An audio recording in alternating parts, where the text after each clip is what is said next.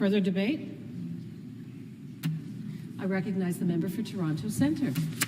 Thank you very much, Speaker. I want to start by wishing everyone and all the members in this House and all Ontarians a very happy Black History Month. Today I have been given this distinct honor of delivering the remarks.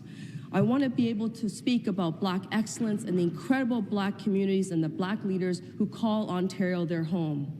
I want to start by recognizing, Speaker, the incredible work done to pave the way for today's Black leaders in this House who stood before us, such as Zaina Akonde, Alvin Curling, Lincoln Alexander, Rosemary Brown, and so many more.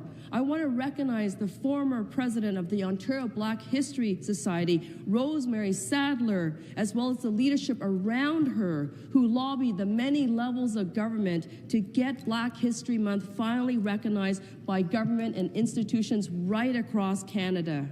And who can forget the Honorable Dr. Jean Augustine, the very first Black woman to serve as a federal minister of the Crown and member of Parliament in Canada.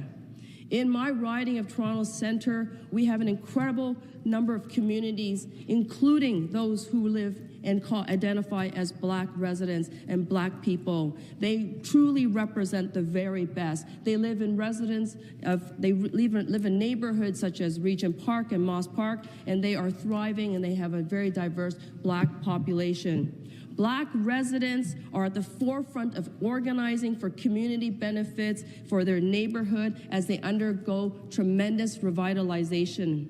They are also leaders for incredible grassroots organizations such as Youth Gravity, which empowers young people to become leaders.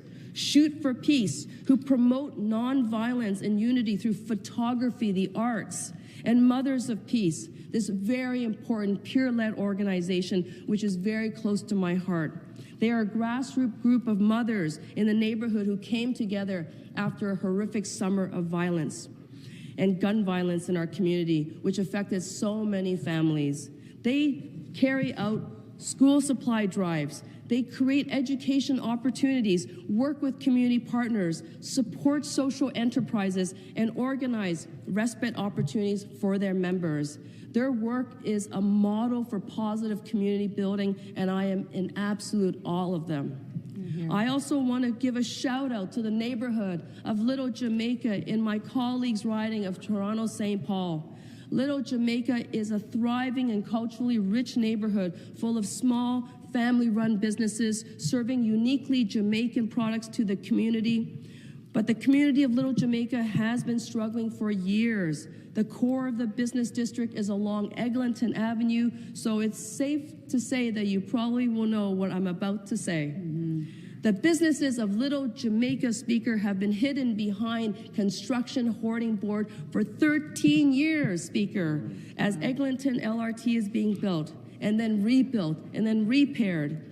Their businesses have suffered tremendously. Some of them have closed under this uncertainty. They've received, unfortunately, not enough government support and definitely not enough respect from Metrolinx. This government needs to do so much more to support the community through the strains of these closures, as well as the flooding and pandemic impacts that this community has faced. But through all of it, the community is resilient. I am so encouraged, and I want to encourage all of you. Every single one of us should be visiting and supporting Little Jamaica. And we should all go out to all our respective communities right across our riding to support Black-owned businesses. There is so much critical work being done by Black folks in communities to uplift marginalized voices. My friend Leslie Lee Cam and other Black and queer seniors are working so hard, Speaker, so hard to address the issue of homophobia and transphobia in long-term care spaces, which is vital, Speaker, to make sure that queer and trans elders don't have to go back into the closet as they enter the long-term care phase of their life. As we talk about Black history, Speaker, we also need to talk about today's Black realities and Black futures.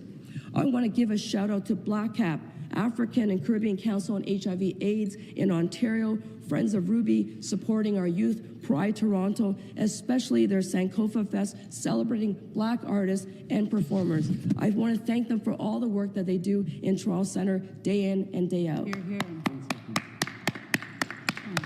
hear. We cannot, Speaker, celebrate Black history in Ontario without recognizing today's Black realities. Black students are being left behind, also in overcrowded and underfunded schools, when Black girls and women, including Black trans women, are most susceptible to gender-based violence and misogynoir, when Black men and boys are overrepresented in foster care, youth detention centers, and jails, when Black maternal health is overlooked and intentionally deprioritized. Next week, Speaker, is Black Mental Health Week. I want to take this opportunity to thank all Black and racialized nurses. Unfortunately, we're out of time for response.